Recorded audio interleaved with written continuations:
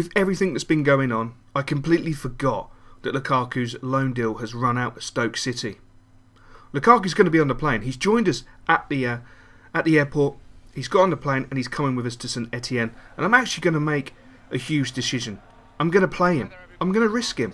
I'm going to see if he's learned anything from his loan period, if he's improved or if he hasn't. As you can see, the table is looking absolutely fantastic. We just need a draw and we will finish top of the group and hopefully get an easier fixture in the next round. Who knows, we'll have to wait and see how it goes, because we've got a very, very tough game against St Etienne. And as you can see from the outset, St Etienne are absolutely gunning for us. The Hammers are having to defend really stoutly, stand strong, stand firm. The ball's out on the left-hand side. Great crossing, a point-blank header, saved by Butland, and a shot through a crowd of players from about 12 yards. Again, saved by Butland. What a world-class keeper he really is. Isco in the centre of the park, cuts in, knocks the ball to the right-hand side with Lukaku. Lukaku's back on loan. He feeds the ball out to Zaha. Zaha cuts back inside, looks for the pass inside to Lukaku, but unfortunately it's cut out. We pick the play up with Luke Shaw on the left-hand side, bringing the ball forward. He knocks it into Dorian Jean. Dorian Jean's getting an extended run in the team. He's been playing so well. He breezes past one midfielder. He breezes past the defender, swings the ball in, goes up for the header, and that's unfortunate. The keeper got a good hand to it and palmed it out. But Eduardo's in the centre of the park, knocking the ball into Diame. Diame is playing so magnificently. He really is finding his form from season 1. He knocked it to Shaw. Shaw gives it back to him. Diame into Isco. Isco's got plenty of time and space. A nice little ball roll. Breaks past the defender. Gets the shot in. No real pace. And the keeper easily gathers it. That was a great piece of play by Isco. Nice ball roll to defeat the defender. And looks like Lukaku's gone down there. I think that's Lukaku. Yes, it's Lukaku. Lukaku has gone down. It looks like he's gone down heavily. Hopefully that's not the elbow. When we purchased Lukaku, he had a broken elbow. Hopefully it's not the elbow. It does look like it did appear that he looked like he's holding his shoulder, but we'll have to get reports from the touchline. It did look like there he was holding his actual shoulder. We'll have to see. We're not 100% sure.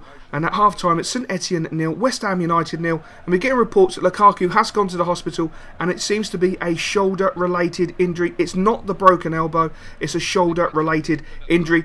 But oh my days, St Etienne again with a point-blank shot from 12 yards, and Butland stands like a steel wall and keeps the ball out. And Zaha on the right-hand side, marauding down the side, cuts back inside from the defender, knocks the ball in field to Eduardo. Eduardo knocks it onto Diame. Diame onto Dorian Jean. Dorian Jean trying to do work on the left-hand side, cuts back inside, right foot shot. Great save by the St Etienne goalkeeper. He really has been the difference between the two sides.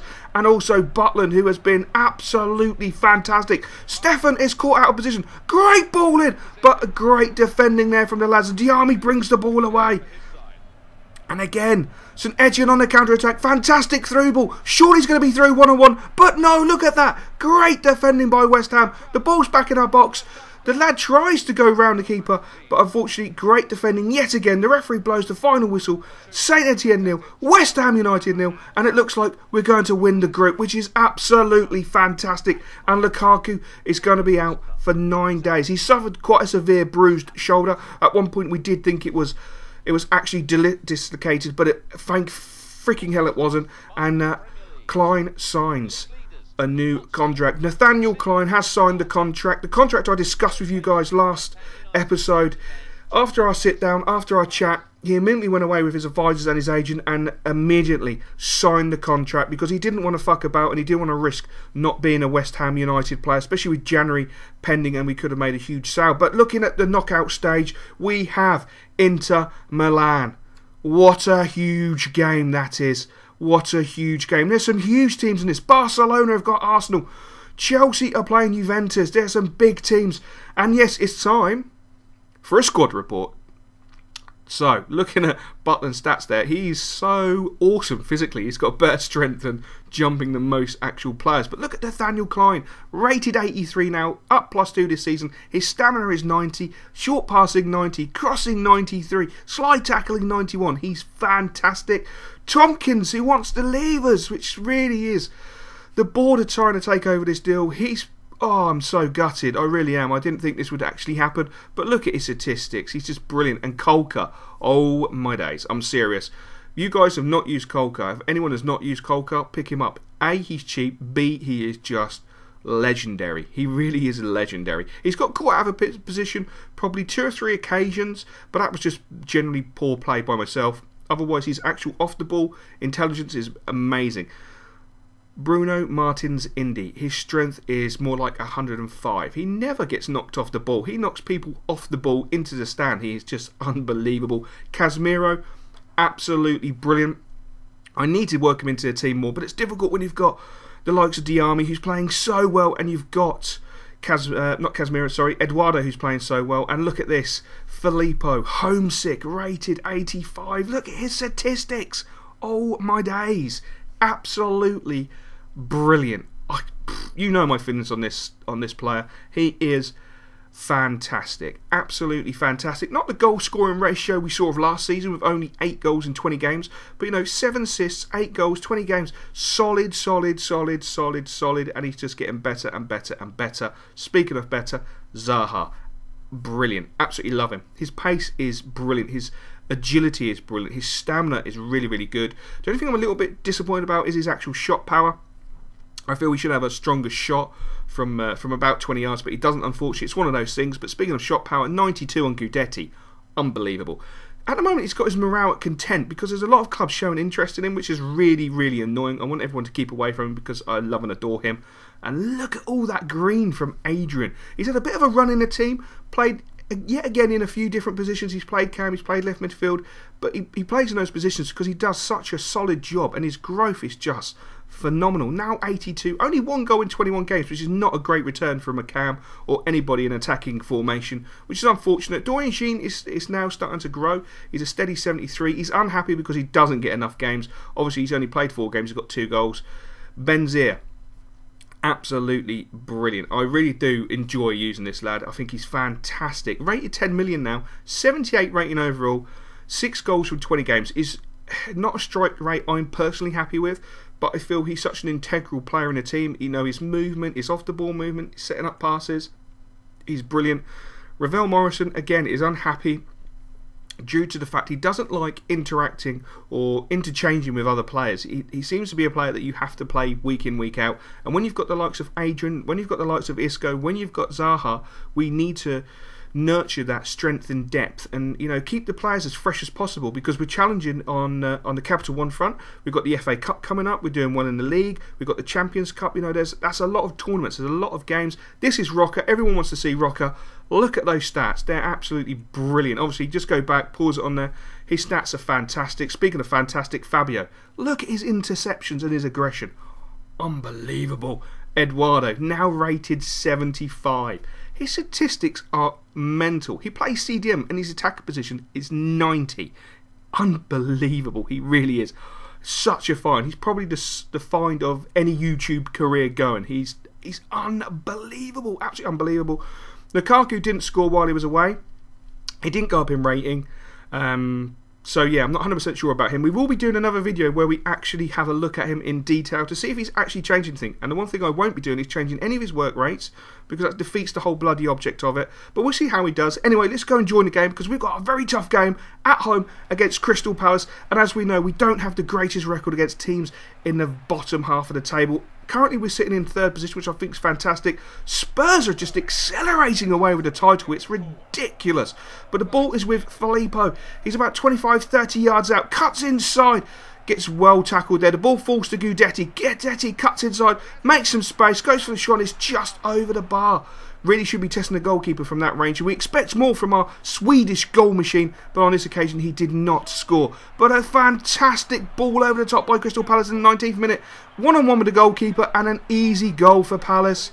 Made very simple there. The line at the defence was way too high. It gave Crystal Palace so much time and space to knock a brilliant ball over the top. And they absolutely capitalised on it and punished West Ham with a fantastic worked goal. But Zaha has the ball. He cuts inside from about 20 yards. He goes for a shot. It's literally half a metre wide of the post. Really unfortunate. Great movement again from Zaha. Really is playing very well. And keeping Ravel Morrison out of the team, which is aggravating Ravel Morrison, as we know. But Filippo with nothing gone. Nice little back heel into Adrian. Adrian with a great shot. Great save again from the Crystal Palace goalkeeper. But my days, Filippo is absolutely playing majestically. Really looking calm and cool and collected, and a great ball into Filippo, and he goes for it again from about 35 yards, and that is just over the bar. Surely one day that's going to come off and he's going to score an absolute screamer like he did in the FA Cup semi-final at Wembley against Everton. And we go in at half-time, West Ham 0, Crystal Palace 1, and we pick up the play with Adrian in the centre of the park, driving forward, cutting into the right-hand side, knocking the ball into Zaha. Zaha's assessing the situation, has to turn back on himself. Nothing really on for him. Tries to go to the box, but it's well defended by the Crystal Palace defender, and he couldn't get through. But a lucky deflection. The ball falls to Adrian. Adrian knocks it into Noble. Noble gives it into Zaha. Zaha should have been scoring there. That should have been the equaliser. A one-on-one with the goalkeeper. He should have been slotting that home, but unfortunately he doesn't. And the ball is knocked over the top for Crystal Palace, but Kolka is coming across. He backs off. Great cross in. Great defending there. What a slide tackle from Tompkins to clear the ball. Absolutely majestic. And Palace again are coming down the right-hand side. Swings the ball in, and that is a magnificent header. That's a fantastic header after 82 minutes. In no man's land, Crystal Palace put a great ball in. Butland didn't come for it. Kolka didn't go for the header. And Palace punishes. The final whistle goes. West Ham 0, Crystal Palace 2. And that's put a huge dent in the title run. But do we really think we could have won the title in the first place? I think it's going to be very, very difficult to win the title as it is. I think we're fighting for second place at best. And as you can see, Lukaku is now returned from injury, and he will be going straight back into the side. I want to see how he is developing.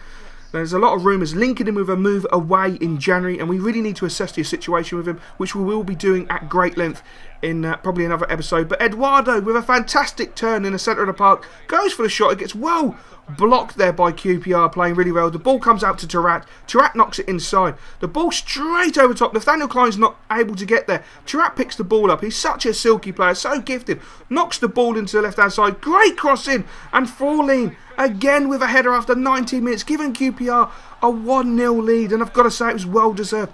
Great play out on the left-hand side by Tarat. He really did utilised the possession very well, but we pick up the ball with Filippo. Filippo's in the centre of the park. No one's really moving for him. Hasn't got a great deal on. Not sure what to do. He feeds the ball out to Ravel Morrison. Ravel Morrison cuts back inside, gives the ball to Filippo. Filippo has to turn into the centre of the goal. Pulls the trigger, and it's in the bottom corner after 22 minutes. QPR took the lead in the 19th minute, but West Ham strike back straight away with a fantastic goal from Filippo. Great play from Ravel, cutting back inside, knocking the ball to him, but Filippo had nothing on to begin with. And Filippo is marauding down the centre of the park, plays a great through ball, it doesn't go through, great defending by QPR. He picks up the ball again, cuts back inside, knocks it into Lukaku. Lukaku has nothing gone, he turns the defender, pulls the trigger, and it's in the top corner. What a goal for Lukaku after 45 minutes. What an absolute hammer blow for QPR. Fantastic play yet again from Filippo.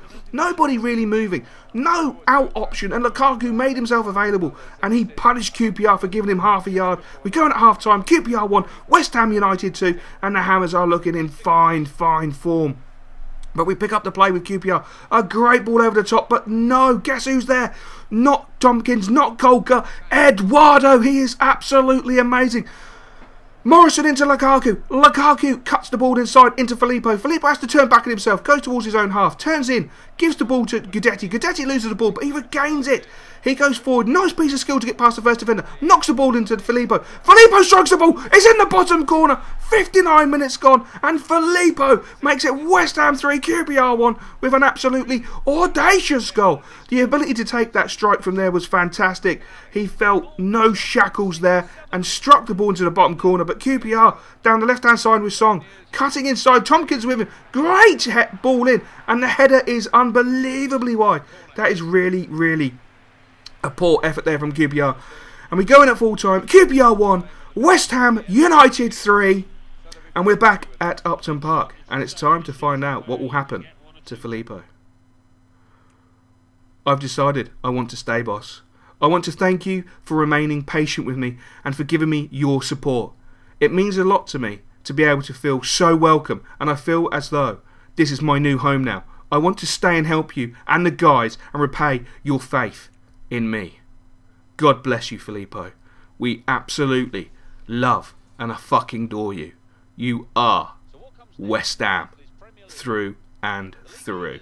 That has to be the best piece of news I can give, not only to the supporters but to the media. Absolutely fantastic to secure the services for Filippo, to keep him at West Ham. And look at that, the news gets better and better. Jess Rodriguez will be joining the first team.